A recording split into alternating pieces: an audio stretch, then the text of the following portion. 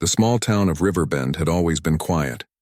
It was the kind of place where neighbors greeted each other every morning, where mail arrived on time, and where the air smelled of pine and rain. At the very end of Maple Street stood an old house surrounded by tall trees.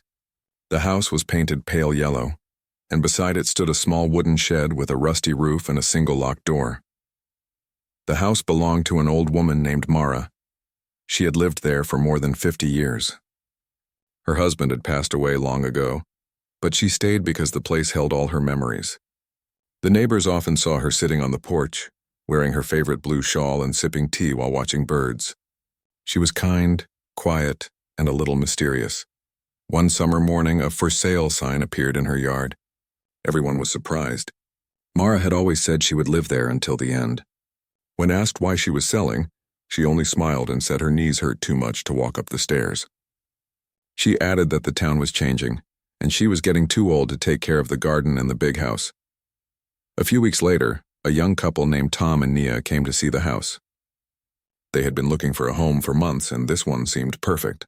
Tom liked the space, and Nia loved the garden filled with lavender and wildflowers. Mara welcomed them warmly, showing them each room with care. She spoke slowly, her voice gentle but firm. When they reached the back door, Mara paused and pointed toward the small shed behind the garden. It stood slightly apart from the rest of the yard, half hidden behind a fig tree. "That shed stays mine," she said firmly. Tom thought she was joking. He chuckled and asked, "You mean the tools inside?" "You can take them, of course," but Mara shook her head. "No, not just the tools.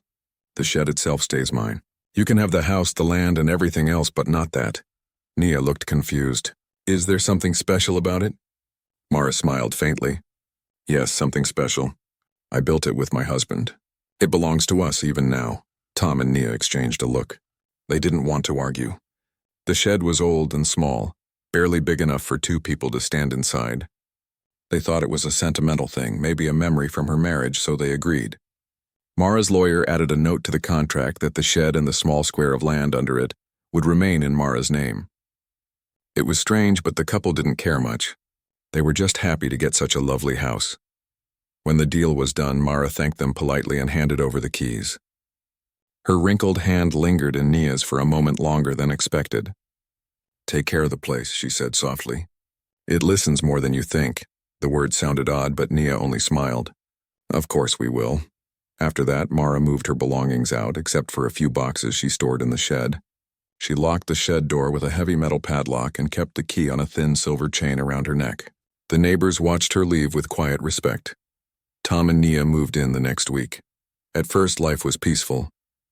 They spent their days cleaning the rooms, repainting walls, and planting new flowers in the garden. The air around the house always felt calm, almost comforting. But every few weeks, Mara would return. She would arrive in a small gray car, park near the garden, and walk straight to the shed without saying much. She carried small boxes in her hands, sometimes wrapped in cloth. She would unlock the door, go inside, and stay there for hours. Tom once asked her if she needed help carrying things, but she refused kindly. "No, dear," she said, "it's something I must do myself." When she was done, she would lock the door again, pat the shed wall gently as if greeting an old friend, and drive away. Tom and Nia tried not to think too much about it. After all, it was her shed. They had promised not to interfere, but as time passed, their curiosity grew. One night, while Tom was closing the back door, he saw a faint glow under the shed's roof. It was pale blue and soft, like moonlight reflected on water. He rubbed his eyes and looked again, but the light was gone. He told Nia about it, but she laughed and said maybe it was a reflection from a passing car. Still, she couldn't shake the thought from her mind. A few days later, Nia saw Mara again. The old woman looked weaker than before, her steps slower, her face paler. She smiled kindly at Nia and said she might move to the city soon to live near her niece. "I will not be coming here much longer," she said quietly, "but if you ever hear a sound from the shed, do not be afraid." Nia frowned. "Why would there be a sound?" Mara didn't answer directly. She only said, "Some things continue even when we stop tending them." That night, Nia told Tom what Mara had said. They both felt uneasy. They didn't want to break her trust, but her words made them wonder. What could be in that shed that made her so protective? The days grew shorter as autumn arrived. Leaves covered the backyard, and the shed seemed even older under the golden light. Mara came one last time, locking the door with slow hands. She placed her palm against the wood for a long moment before turning away. Tom noticed tears in her eyes as she left. After that day, she never returned. A week later, they learned from a neighbor that Mara had moved to a care home in the city. The shed stood silent and untouched, the padlock still in place. Tom sometimes walked around it, trying to peek through the small cracks between the planks. He saw nothing but darkness inside, yet the air around it always felt warmer, almost alive. One evening, Nia was watering the garden when she heard a soft hum. It was faint at first, like the vibration of a faraway engine, but soon it became steady, a low rhythm that seemed to come from the shed itself. She froze, listening closely. The hum continued for a few minutes, then stopped as suddenly as it began. When she told Tom, he laughed nervously. Maybe there's some old machine in there that turns on by itself.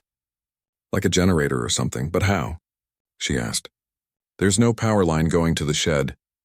Tom didn't have an answer. That night, the hum returned, louder than before. It filled the air with a strange calm that made the trees seem to stand still. Tom and Nia stood by the window, staring at the dark outline of the shed glowing faintly in the moonlight.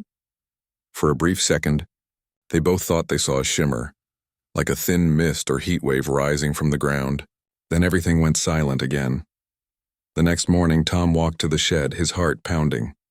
He placed his ear against the wooden door but heard nothing. He tried to look through a gap, but it was covered with something metallic inside. There were small marks on the doorframe, almost like burn spots. They weren't there before. He called Nia over, and together they examined the lock. It looked ordinary but felt slightly warm to the touch. Maybe we should tell Mara, Nia said. Tom agreed. But when they tried calling the care home, they were told Mara was resting and couldn't take visitors that day. That evening, the air grew heavy, and thunder rumbled in the distance. Rain began to fall, and flashes of lightning lit up the sky. Between flashes, the couple saw something strange. Each time lightning struck, the shed's edges seemed to shimmer faintly blue, as if lined with light. Nia whispered, "Tom, do you see that?" He nodded slowly, his eyes fixed on the shed. "I see it." When the storm ended, they stepped outside. The rain had stopped, and the night was quiet again. But the ground near the shed was dry, untouched by the storm. The air around it smelled faintly of metal and earth. Nia shivered. Something is not right about that place. Tom placed a hand on her shoulder. Maybe there's some kind of old tech inside. Maybe her husband built something. Nia looked toward the dark shed. Then why didn't she tell anyone? Tom had no answer. Over the next few days, they tried to ignore it, but the thought never left their minds. Each night, they would look out the window before sleeping. And each night, the shed stood silent under the moonlight. But both of them knew the silence would not last. There was something inside that old wooden shed that refused to be forgotten. And now that Mara was gone, it seemed to be waiting for them. After the storm, Tom and Nia tried to return to their normal routine. They cleaned the house, went to work, and told themselves that what they saw during the thunderstorm was only a trick of the light. But deep down, both of them knew that something strange was happening in their backyard. Each morning when Tom watered the plants, he noticed the air near the shed felt slightly warmer than the rest of the garden. Sometimes there was a faint smell like ozone after lightning. Nia said she heard soft humming at night, but Tom thought maybe she was dreaming. One evening as the sun went down, Nia stood at the kitchen window and looked toward the shed. The last light of the day touched the wooden walls, making them glow a dull gold. For a brief moment, she thought she saw the lock shimmer. She rubbed her eyes and looked again. The lock was still. Tom joined her, drying his hands on a towel. "You're thinking about it again," he said gently. Nia nodded. "I can't help it. It feels alive." Tom laughed softly but didn't argue. He felt the same, though he didn't want to admit it. A few days later, Mara's niece came to collect some of her aunt's belongings. Her name was Clara, a quiet woman in her 40s with kind eyes. She thanked Tom and Nia for taking care of the place and said Mara spoke fondly of them at the care home. Tom saw an opportunity. He hesitated, then asked, "Clara, did your aunt ever talk about the shed?" Clara's smile faded slightly. "Yes, she mentioned it sometimes. She said it was built with her husband long ago before I was born." "Why do you ask?" Tom exchanged a quick look with Nia. We just wondered if there's anything dangerous inside. There were some strange lights during the storm. Clara frowned. Lights, that's strange. Aunt Mara never mentioned electricity out there. She said it was her husband's private workshop. He was some kind of inventor, wasn't he? Nia nodded. Do you know what he worked on? Clara shook her head. No one really knows. He died before I met him. People said he was building something special, but he was secretive. Aunt Mara kept that shed locked ever since. When she left, she thanked them again and promised to visit Mara soon. As her car drove away, Tom turned toward Nia. She doesn't know either, he said. Nia looked at the shed. Maybe we should find out ourselves. Tom hesitated. It's her property, technically. But she's not coming back, Nia said quietly. And something in there is waking up. That night the sound returned. Louder, clearer, and longer than before. It started as a hum and then grew into a low rhythm like a heartbeat made of light. The sound seemed to fill the walls of their house. The glasses in the kitchen trembled slightly on the shelves. Tom stepped outside with a flashlight. The air was still. The sky was full of stars. The shed stood silent except for the faint blue glow leaking from the cracks between the planks. Nia joined him, clutching his arm. Tom, look. The lock on the shed door was pulsing with light. Soft blue lines ran across its surface, forming strange shapes before fading again. Tom reached out and touched the lock. It felt warm but not hot. He could hear the faint hum through his fingertips, steady and rhythmic. Let's go back inside, Nia whispered. He nodded. They returned to the house and locked the door. Neither of them slept that night. In the morning, they found the lock dull and ordinary again, as if nothing had happened. The grass around the shed, however, looked freshly cut even though they hadn't touched it. The dew there sparkled like tiny crystals instead of water drops. Tom crouched down and touched one of the shining drops. It evaporated instantly, leaving a faint trace of warmth. They knew they couldn't ignore it anymore. That afternoon, Tom went to the local hardware store and bought a small camera. He set it up facing the shed, hoping to catch whatever was causing the light. He told Nia they would just observe for now. For the next 2 nights, the shed remained quiet. On the 3rd night, something changed. Around midnight, the humming returned. The camera recorded a faint vibration in the air, a shimmer like heat rising from the ground. Then a sudden burst of light filled the screen and the camera shut off. The next morning, Tom checked the footage. It ended right before the light appeared. The camera battery was completely drained, though it had been new. This is not normal, Nia said, her voice shaking slightly. We should call someone, Tom frowned. Who, the police? They'll laugh. And it's not like it's dangerous yet. Nia bit her lip. What if it is? Tom looked out the window at the shed. Then we'll deal with it. That evening, they decided to check inside. Tom found an old crowbar in the garage. Nia watched nervously as he approached the shed. The lock looked solid, but something about it felt different now. It was no longer shining, yet he could sense energy beneath the surface. He inserted the crowbar under the lock and pushed. The metal groaned, but held firm. When he tried again, a sharp spark shot from the lock and hit the crowbar, making him drop it with a shout. The lock glowed faintly blue for a second, and then went dark. Tom's hand tingled from the shock. Nia ran to him, worried. Are you hurt? He shook his head slowly. No, but that thing is not a normal lock. They backed away. The shed remained still, as if watching them. That night, Tom could not stop thinking about what had happened. He sat by the window, staring at the shed while Nia tried to sleep. Around 2 in the morning, he saw something new. The door of the shed seemed to move slightly, not opening but vibrating in place. Then a thin beam of blue light escaped through a crack and swept slowly across the yard, almost like a scanner. When it reached the house, it stopped for a second and then vanished. The next morning, they found strange marks on the grass near the shed.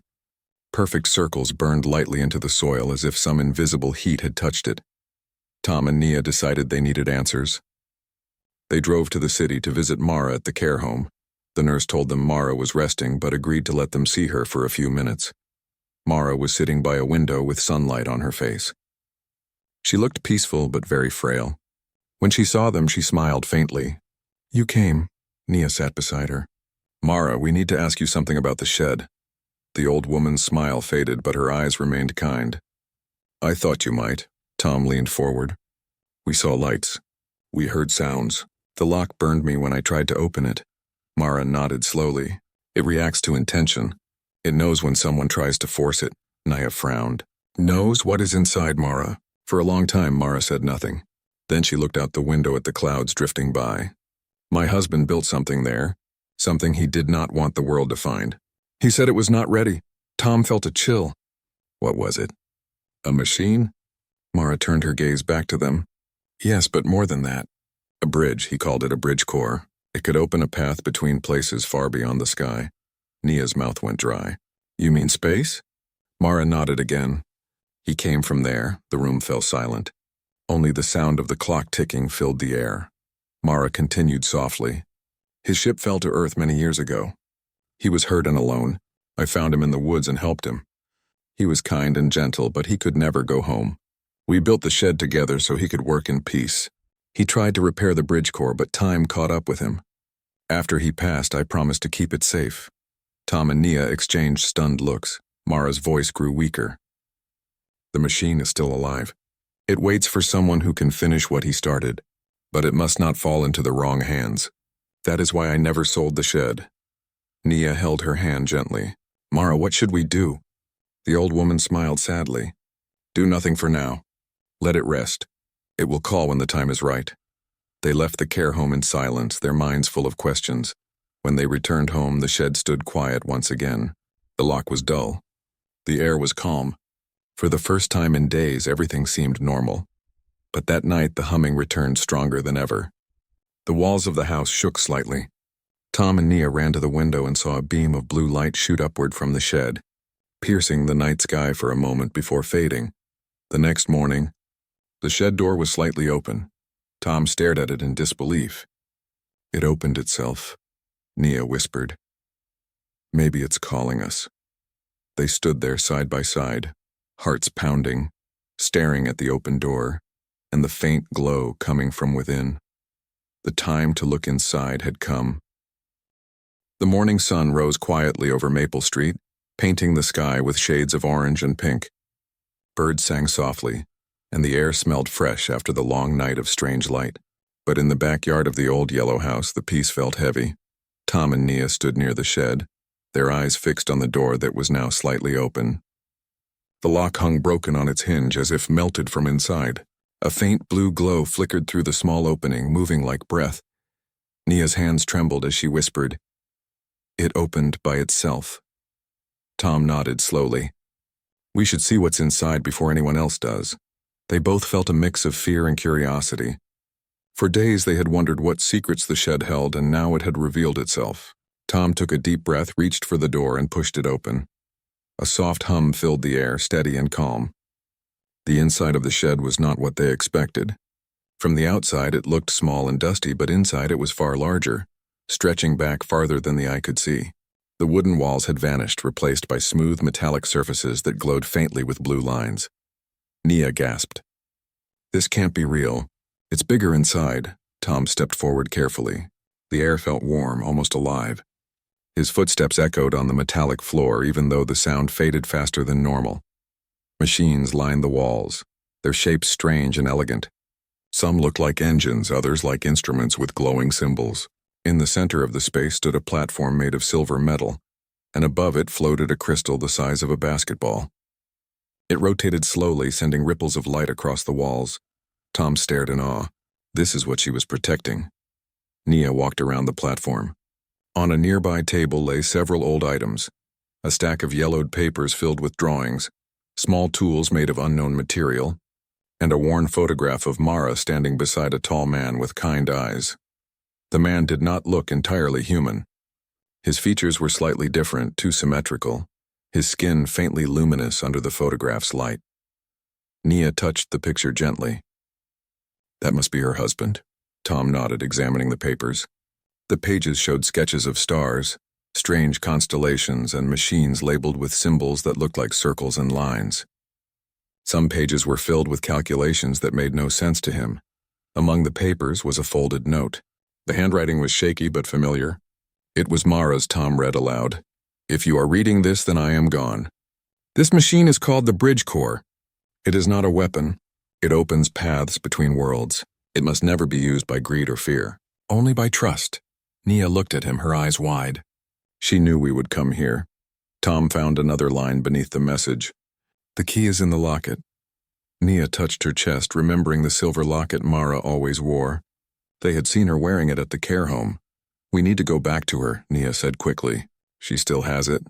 Tom nodded, but before they left, he wanted to explore a little more. He noticed a small panel on the platform with faint buttons and a slot shaped like a small coin. The blue light from the crystal pulsed faster when he approached. The hum changed tone, becoming almost like a voice. It was not speaking words, but seemed to respond to his presence. Tom, Nia said sharply, step back. He hesitated, but obeyed. As soon as he moved away, the sound calmed again, returning to its gentle rhythm. They looked around one last time, then stepped outside. The moment they crossed the threshold, the shed's door closed by itself. The glow faded until the wooden exterior looked old and normal again, as if nothing had happened. Tom and Nia stood in silence, trying to process what they had seen. Finally, Nia spoke. Whatever that thing is, it's alive, or at least aware. Tom looked back at the shed. It reacted to me. Maybe it's waiting for something. They got into their car and drove straight to the city. The road was quiet, but both of them kept glancing at the sky, half expecting another flash of blue light. When they reached the care home, the nurse greeted them with a soft smile, but her eyes looked sad. You're here to see Mara, aren't you? She asked gently. Nia nodded. Yes, we need to talk to her. The nurse hesitated before speaking. She isn't speaking much today. She seems weak, but you can try. They walked into Mara's room. The old woman was sitting near the window again, her silver hair catching the light. Her eyes opened slowly as she saw them. You went inside, she said before they could speak. Tom froze. How did you know? Mara smiled faintly. The bridge told me. Nia stepped closer. The machine? It opened the door by itself, Mara nodded weakly. It knows when someone with good heart approaches. I hoped it would be you. Tom sat beside her. We saw the note. You said the key is in the locket. The old woman's trembling fingers reached for her neck and unclasped the small silver chain. She placed the locket in Nia's hand. Inside it was a tiny metal piece shaped like a drop of water. Faint light shimmered within it. Mara spoke softly, each word slow. That is the heart key. It connects to the bridge. My husband called it the path seed. Only with that can the door open fully, Nia asked gently. Was he really from another world? Mara smiled, her eyes distant as if seeing someone far away. Yes, he came here by accident, and I was foolish enough to help a stranger who fell from the sky. He was kind and gentle. He taught me things about the stars, about energy, about the silence between worlds. When he built the bridge, he wanted to return home. But he could not finish it. His strength left him before the machine was ready. I promised to keep it safe. Tom listened carefully. Why did you keep it hidden all these years? Mara looked out the window. Because the world is not ready. If people knew what was under that shed, they would fight for it. It could be misused, and that would destroy what little peace remains on this planet. Nia held the locket tightly. Then why give it to us? Mara smiled softly. Because I am old and the bridge is waking. It senses the changes around it. Someone must finish what he began. I can feel it calling. You both have good hearts. I trust you. Her hand trembled as she took Nia's and closed it over the locket. When the light grows stronger, go to the shed. Place the key where it belongs. You will understand then. Her breathing slowed. Tom stood quickly. Mara, rest now. We will take care of it. She nodded once. Thank you, my children. Remember, it is not a weapon. It is a doorway home. She leaned back in her chair, her eyes closing gently. A peaceful smile touched her lips. The nurse entered quietly and checked her pulse. She looked at them with sadness in her eyes and shook her head. Mara was gone. Nia held the locket against her heart, tears filling her eyes. Tom placed a hand on her shoulder. She wanted us to finish it. We can't let her down. They left the care home in silence, the weight of their promise heavy but clear. The drive back to Riverbend felt longer than before. Clouds covered the sky, and the air carried the smell of rain. When they reached the house, the shed stood waiting. Its door was closed again, but the faint hum could be heard even from the porch. Nia opened her hand and looked at the locket. The small metal seed inside was glowing brighter now. Tom took a deep breath. This is it. She trusted us. Let's finish what she started. They walked toward the shed together. As they approached, the door opened by itself with a soft sigh, like the air welcoming them back. The glow from inside was stronger now, casting blue reflections across the garden. They stepped inside. The machines were humming softly, their lights pulsing in rhythm. The crystal above the platform turned slowly, as if aware of their presence. Tom looked at the slot on the control panel. It matched the shape of the metal seed perfectly. He turned to Naya. "Are you ready?" She nodded. "For Mara. For him." Tom placed the locket seed into the slot. The moment it touched the metal, the entire shed came alive. Light spread across the walls, forming patterns like constellations. The hum grew into a soft melody that filled the air. The crystal above them rose higher, spinning faster and brighter until the whole room glowed like daylight. Naya shielded her eyes. "Tom, look." In front of them, the air rippled like water, and a circular window formed in midair. Inside the circle, they could see a dark sky full of stars, and beyond that, shapes of distant towers that shimmered like glass. Tom felt his heart race. "It's another world." The machine's voice filled the room, calm and clear, though it spoke in no human tongue. Yet somehow they understood its meaning. Connection established. Bridge path complete, awaiting guidance. Tom looked at Nia. "It's waiting for us." She stepped closer to the light, feeling warmth on her skin. "It's beautiful." The doorway pulsed gently, inviting but not demanding. They both sensed peace in it, not danger. Tom whispered, "Mara was right. It's not a weapon. It's a doorway." Nia smiled softly. "A doorway home." They stood there, hand in hand, watching the stars beyond the gate shimmer like a living dream. The morning after they discovered the strange machine inside the shed, Tom and Nia could not sleep properly. The glow from the crystal, the warmth that filled the air, and the strange notes written in Mara's handwriting kept spinning in their minds. It did not feel like a dream anymore. It felt real, almost alive. They tried to talk about it over breakfast, but every sentence led to more questions. Tom said that they should not touch the machine again until they knew more. Naya agreed, but could not stop thinking about the note. It clearly said that they should not activate it until Mara was gone. That line made Nia uneasy. What if Mara was not doing well? What if she knew her time was close and left this as her last wish? After some thought, Tom called the care home where Mara was staying. The nurse told him that Mara was awake and well enough for visitors that day. Without wasting any more time, Tom and Nia decided to drive there and speak with her directly. They hoped that she would explain everything, and that the mystery would finally make sense. The drive was quiet. Nia held the note in her hands while Tom kept glancing at her, wondering if they were doing the right thing. He could still see the strange images from the shed in his mind, the symbols that looked both human and alien at the same time. He wanted to believe that it was just some old science experiment, but deep down, he knew it was more than that. When they arrived at the care home, the nurse led them to a small garden behind the building. Mara was sitting in a chair near a window, wrapped in a soft blanket, looking at the flowers. Her eyes lit up when she saw them. "You came?" she said softly, her voice weak but still kind. "I was wondering how long it would take." Tom and Nia exchanged a nervous glance.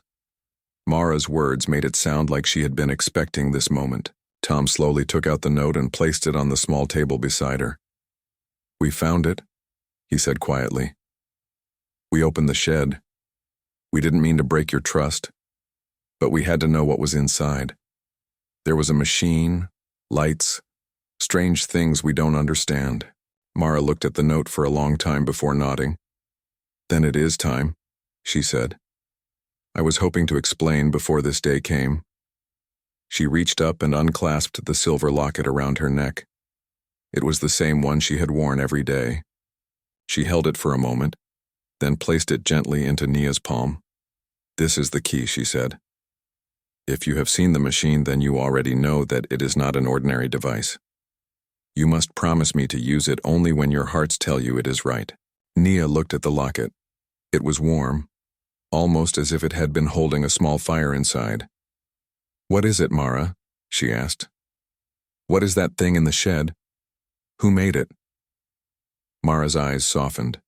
She looked past them for a moment, as if seeing something far away. My husband, Loran, built it, she said. But he was not from here, not from this world. Tom and Nia sat frozen. They waited, unsure how to respond. Mara smiled faintly at their expressions. I know it sounds strange, but every word is true. Loran came here many years ago, long before either of you were born. His ship was damaged during a storm in the upper sky. He fell to this world, hurt and alone. I found him near the woods behind that house. She paused, taking a deep breath. He did not look too different from us. His eyes were brighter, his skin a little paler, but his heart was kind. I hid him from the world, and he taught me many things about the stars. That machine you found is what he called a bridge core. It can open a door between his world and ours, a door that connects two skies. Nia whispered, A door between worlds? Mara nodded. He was trying to go home, but his ship was broken. He stayed, and we built a life together. For years, we tried to fix the bridge core. He told me that if we finished it, he could send a message to his people. But he never did. His health began to fade, and before he passed, he made me promise to protect it.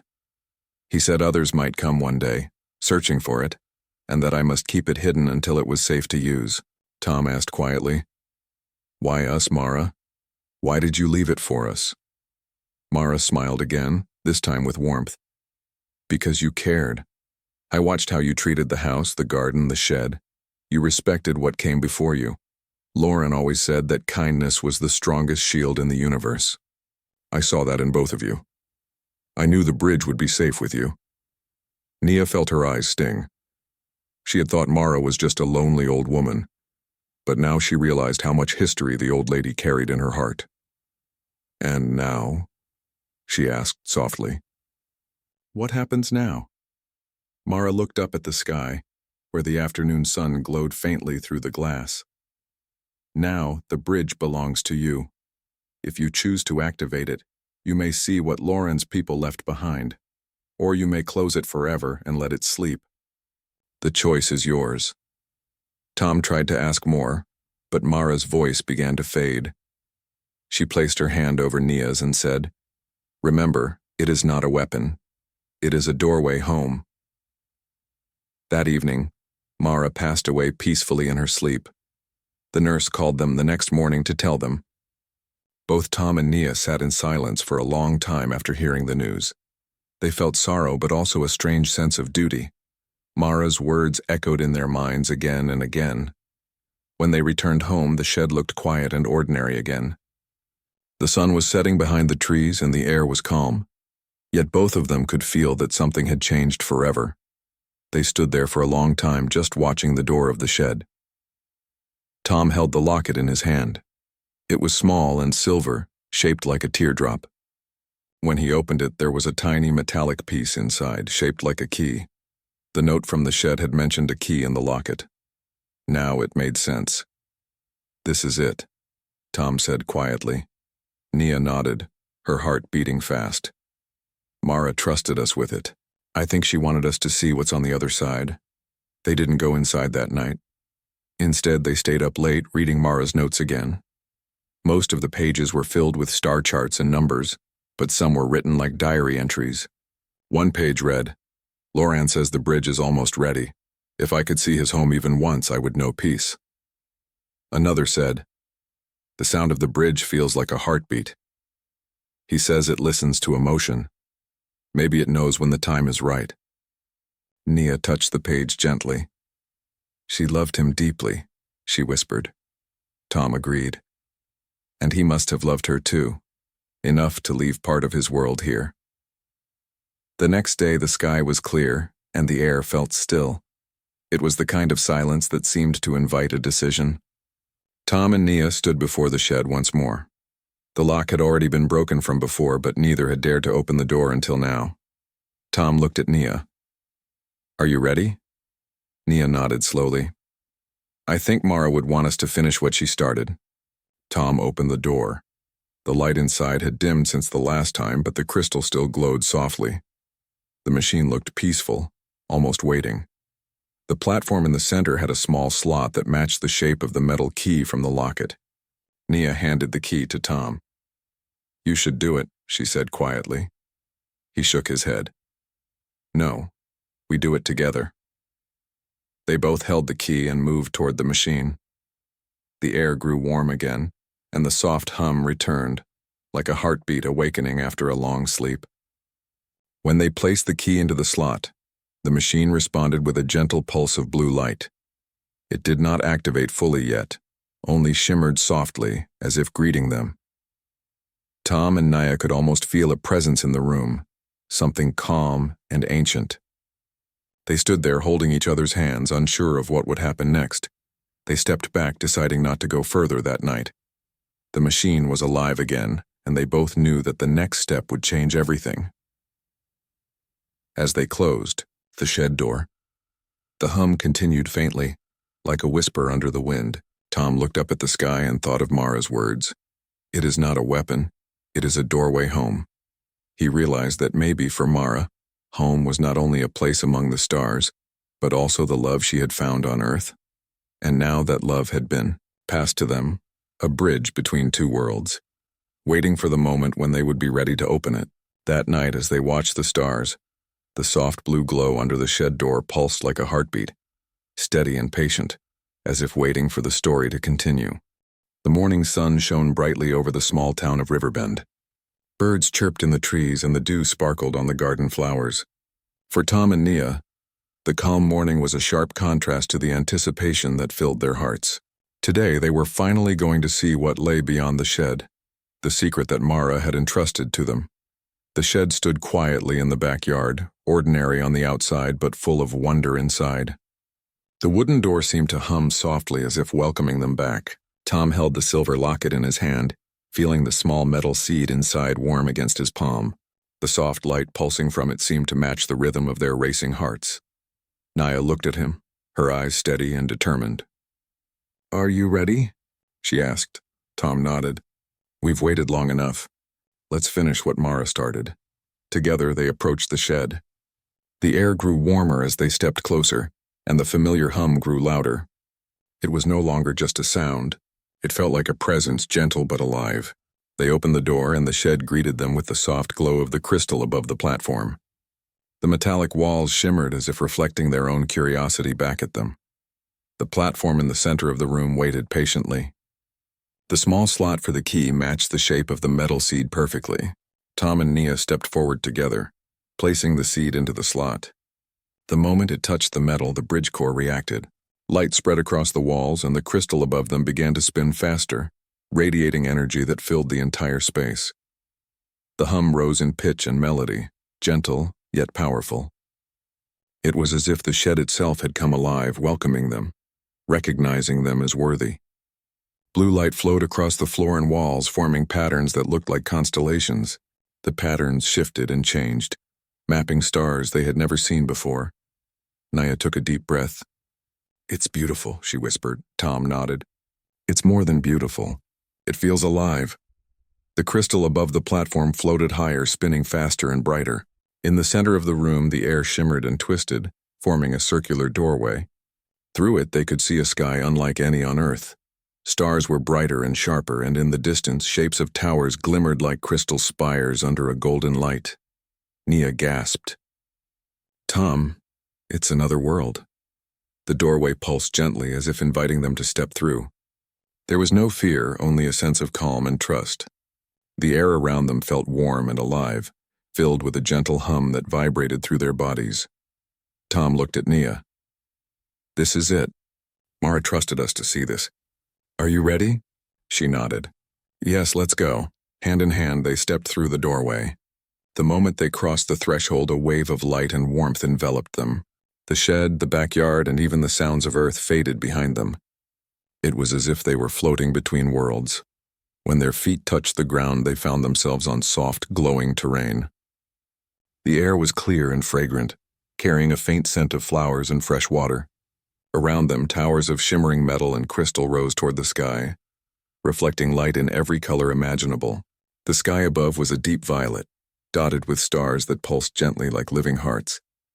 Nia looked around in wonder. It's incredible. Everything is alive here. Tom's eyes widened. It's peaceful. Mara's husband built this world, or at least left it for us to find. As they walked forward, they saw figures in the distance. They were tall and elegant, moving with grace and calm. Their skin glimmered slightly, reflecting the light of the sky. One figure approached, raising a hand in greeting. A voice entered their minds, clear and gentle. It was not spoken aloud, yet they understood it perfectly. Welcome. We have been waiting. Lauren told us someone kind and brave would finish what he began. Nia and Tom exchanged glances, amazed that they could understand the words. The figure's presence radiated calm and trust. The figure led them closer to a central plaza, where more of the crystal towers stood. Each one glowed softly, pulsing in harmony with the bridge core in the shed. The energy of this world felt connected to them, to the earth, and to the shed they had left behind. You are the guardians now, the figure said. The bridge has been dormant for many cycles, waiting for hearts who understand care, trust, and kindness. Mara kept it safe as her husband asked. Now it is yours to protect and learn from. Tom felt awe. This is why she protected the shed. It's not just a machine. It's a doorway to a world beyond our own. The figure nodded. It is not a weapon. It is a bridge. One must enter with respect and understanding. Those who enter with fear or greed are not permitted. Nia took a step forward. Can we explore? Slowly, the figure replied. All things here move with the intent of the visitor. Feel the energy. Listen to the rhythm of life here. You will understand what must be done. As they moved, the landscape responded to them. Paths of light opened beneath their feet. Small plants glowed softly as they brushed past, and pools of clear liquid reflected the constellations in the sky. It felt alive but not threatening. They reached a tower where the crystal at the top pulsed brighter than the others. Tom reached out and touched it. The energy flowed into him warm and steady. Images appeared in his mind. Mara and Lauren working together, building the bridge core, watching over both worlds. Then he saw himself and Nia standing in the shed, connecting the two worlds through trust and care. Nia felt the same. The energy wrapped around her like a gentle hug, filling her with warmth and understanding. She realized the bridge was not only a passage between worlds, but also a connection of hearts, a shared responsibility to protect what was sacred. They continued exploring, meeting more figures like the one who greeted them. Each figure radiated calm and welcomed them with silent understanding. They showed them gardens, towers, and rivers that shimmered with colors not seen on Earth. Each element felt alive, conscious, and aware. Tom looked at Nia. We could spend our whole lives learning here. Nia nodded. And we will. But we must also protect it. Mara trusted us with that. The figure who first greeted them stepped forward again. Your world and ours are connected now. The bridge core in the shed ensures that both worlds can share knowledge and understanding, but it must always be used with care. You are the guardians of this connection. Mara has passed the responsibility to you. They both bowed slightly, understanding the importance of what had been entrusted to them. The figure continued. Return to your world when you are ready. The bridge will remain active. Whenever you wish to learn or explore, it will open. But remember, it is not a place for haste or recklessness. Trust and kindness guide the path. Tom and Nia felt a deep sense of gratitude. We understand, Tom said softly. We will honor Mara's trust and protect the bridge. The figure nodded once. You are ready to return. Take what you have learned here in your hearts. The connection will remain. You are never alone. With a gentle motion, the figure gestured toward the light of the bridge core. Tom and Nia stepped forward, feeling the warmth and hum surround them once more. The sensation of the other world faded slowly, replaced by the familiar sounds of their backyard. When they opened their eyes, they were standing in the shed again. The platform glowed softly, the crystal spinning gently above it. The hum continued, calm and steady. Nia exhaled. We made it back. Tom nodded, holding the locket in his hand. And we understand now. Mara trusted us because she knew we could do this. She left more than a house. She left a world, and a connection between worlds.